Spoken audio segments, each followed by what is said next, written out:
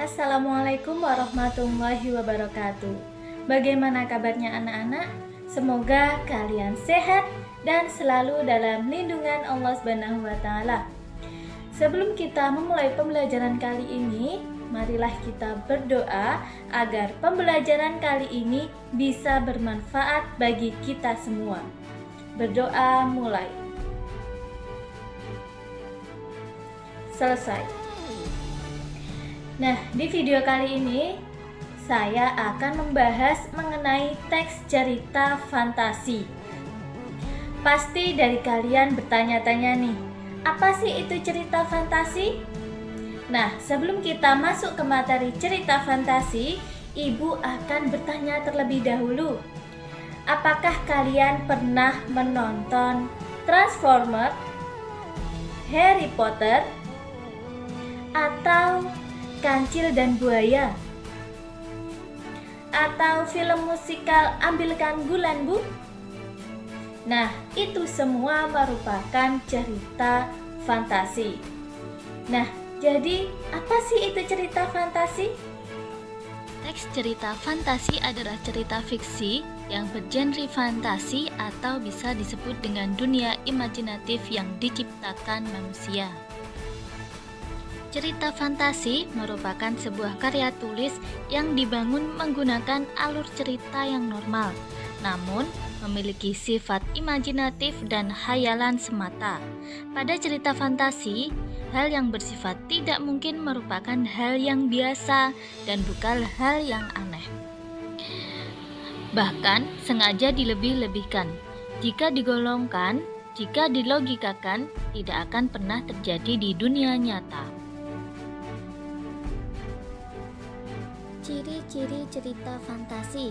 Yang pertama yaitu ada keajaiban, keanehan, atau kemisteriusan. Dalam cerita fantasi itu mengungkapkan hal-hal yang supranatural, kegaiban, dan kemisteriusan yang tidak ditemui dalam dunia nyata. Nah, yang kedua itu ada ide cerita terbuka. Ide cerita yang terbuka terhadap daya khayal pengarang atau penulis, tidak dibatasi oleh realitas yang ada atau kehidupan nyata. Ide juga berupa irisan antara dua dunia, yaitu dunia nyata dan dunia khayal yang diciptakan oleh penulis. Ide cerita terkadang bersifat sederhana, namun mampu memberi pesan yang menarik. Nah, yang ketiga itu ada latar bisa menembus ruang dan waktu. Nah, cerita fantasi menggunakan latar apapun dalam penulisannya, mulai dari yang ada dalam kehidupan sehari-hari hingga yang tidak ada atau bersifat karangan. Pada peristiwa ini, ceritanya juga bisa berpindah-pindah dari berbagai latar yang melintasi ruang dan waktu. Nah, yang selanjutnya ada tokoh tidak biasa atau unik. Tokoh dalam cerita fantasi bisa diberi ciri yang unik yang tidak ada dalam kehidupan dunia nyata. Tokoh yang memiliki kesaktian-kesaktian. Nah, yang selanjutnya itu ada ceritanya berupa fiktif. Cerita narasi atau fantasi ini sifatnya fiktif, maksudnya bukan kejadian nyata. Meskipun ada yang dialami latar nyata atau objek nyata, itu hanya sekedar dilebih-lebihkan saja. Nah, yang terakhir ada bahasa. Ini kurang satu ya. Yang terakhir ada bahasa. Bahasa yang digunakan dalam teks cerita ini yaitu bervariasi, tidak hanya menggunakan bahasa formal. Untuk yang selanjutnya yaitu jenis-jenis cerita fantasi. Jenis-jenis cerita fantasi itu ada dua. Yang pertama yaitu cerita fantasi total dan irisan. Dan yang kedua itu cerita fantasi sezaman dan lintas waktu. Jenis-jenis cerita fantasi menurut kesesuaian dalam kehidupan nyata dibagi menjadi dua kategori, yaitu fantasi total dan fantasi irisan. Kategori pertama yaitu cerita fantasi total. Cerita fantasi total berisi ide cerita, pencitraan pengarang terhadap wujud sesuatu. Pada cerita jenis ini, semua yang terdapat dalam cerita tidak akan pernah ditemui dalam dunia nyata. Misalnya, cerita fantasi negata digolongkan sebagai cerita fantasi total karena semua nama orang, nama objek, nama kota berasal dari buah pikiran imajinatif pengarang. Kategori yang kedua yaitu cerita fantasi irisan, yaitu cerita fantasi yang mengangkat tema fantasi tetapi masih merujuk pada nama-nama, tempat, dan kejadian-kejadian yang pernah berlangsung dalam kehidupan sebenarnya. Nah, cerita fantasi yang kedua yaitu cerita fantasi sezaman dan lintas waktu. Berdasarkan latar cerita, cerita fantasi diklasifikasikan menjadi dua tipe, yaitu latar lintas waktu dan latar waktu sezaman. Latar sezaman adalah latar yang dikondisikan dalam satu periode waktu saja tanpa waktu masa kini, masa dahulu, ataupun fantasi masa depan. Nah, latar lintas waktu yaitu cerita fantasi yang menggunakan latar waktu yang berbeda. Misalnya, zaman sekarang dan zaman prasejarah, masa kini, dan masa yang akan datang. Selanjutnya yaitu struktur cerita fantasi. Struktur cerita fantasi yang pertama ada orientasi atau pembukaan, yaitu di mana pengarang memberikan pengenalan tentang tema, penokohan, dan sedikit alur cerita kepada para pembaca. Yang kedua ada konflik. Bagian yang terjadi permasalahan dimulai dari awal hingga menuju puncak masalah. Dan yang ketiga ada resolusi. Nah, pada bagian ini merupakan penyelesaian dari permasalahan atau konflik yang sedang terjadi. Resolusi merupakan bagian penentu yang mengarah pada ending.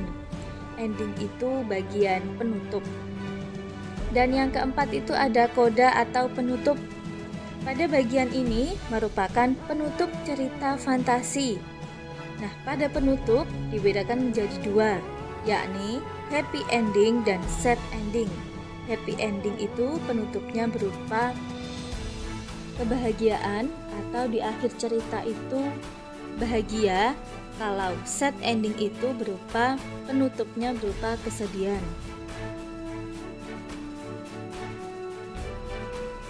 Unsur-unsur kebahasaan teks cerita fantasi yang pertama yaitu penggunaan kata ganti dan nama orang sebagai sudut pandang penceritaan. Contohnya, aku, mereka, dia, dikau, engkau, Queen, Angel Biru, dan lain-lain. Nah, yang kedua yaitu ada penggunaan kata yang mencerap panca indera dalam deskripsi latar. Nah, deskripsi latarnya itu bisa berupa latar tempat, latar waktu, dan latar suasana. Contohnya untuk latar tempat yaitu 3 pohon berjajar rapih berdiri dengan kokoh. Sayap-sayap burung yang mulai mengepak menggoyangkan daun-daun dalam dahan.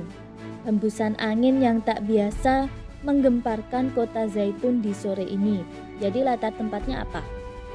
Latar tempatnya yaitu kota Zaitun. Nah, yang untuk latar suasana, contohnya air mata pun jatuh di pipi Pangeran Sin. Sepucuk surat dari sang nenek menjadi saksi kepilauannya. Tawa canda Pangeran Sirna. Jadi latar suasana berupa kesedihan. Karena si Pangeran Sinnya ini menangis sedih setelah membaca surat dari sang nenek. Dan yang ketiga itu ada latar waktu. Contohnya, pagi hari seperti biasa para ajen mempersiapkan diri. Matahari bersinar terang, membawa hawa semangat. Kokok jago bersautan menyambut hari telah datang. Jadi latar waktunya apa tadi? Pagi hari. Nah, untuk unsur-unsur kebahasaan yang ketiga yaitu menggunakan pilihan kata dengan makna kias dan makna khusus. Contohnya, monster itu berkaki 4, langkah 1000-nya penuh dengan keberanian. Semakin mendekat, semakin melawan. Unsur-unsur kebahasaan yang keempat yaitu kata sambung penanda urutan waktu. Kata sambung urutan waktu itu berupa sementara itu, bersamaan dengan itu, tiba-tiba, ketika, sebelum, dan sebagainya. Penggunaan kata sambung urutan waktu untuk menandakan datangnya tokoh lain atau perubahan latar, baik latar suasana, latar waktu, dan latar tempat. Contoh, sebelum alien itu datang, langit mendung. Menandakan apa itu perubahan waktu. Dan yang kelima, unsur kebahasaan yang kelima yaitu penggunaan kata atau ungkapan keterkejutan. Penggunaan kata atau ungkapan keterkejutan berfungsi untuk menggerakkan cerita atau memulai permasalahan, memulainya konflik. Contoh, tiba-tiba pesawat tempur melepaskan tembakan pertamanya. Keterkejutan. Nah, unsur-unsur kebahasaan yang terakhir yakni penggunaan dialog atau kalimat langsung dalam cerita. Contoh, berlarilah Natako, monster itu mengejarmu, teriak ninja Kusuke dengan kecemasan. Natako pun berlari sekuat tenaganya. Nah, itu ya unsur-unsur kebahasaan teks cerita fantasi dari Ibu. Wassalamualaikum warahmatullahi wabarakatuh.